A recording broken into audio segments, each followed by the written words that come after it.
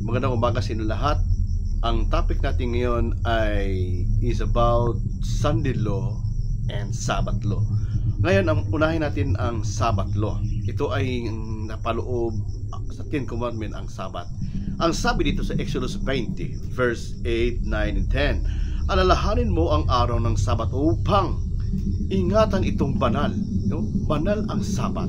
Okay? Verse 9, 6 na araw kang gagawa at iyong gagawin ang lahat ng iyong gawain. Verse 10, ngunit ang ikapitong araw ay Sabat ng Panginoon mong Diyos. Sa araw na ito ay huwag kang gagawa ng anumang gawain, maging ang iyong anak, asawa, iyong katulong na lalaki at babae.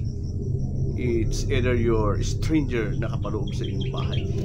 Huwag kayong gagawa. Ito ang sabi ng Panginoon, ang sabi ng Biblia, na huwag kang gagawa sa araw ng Sabat.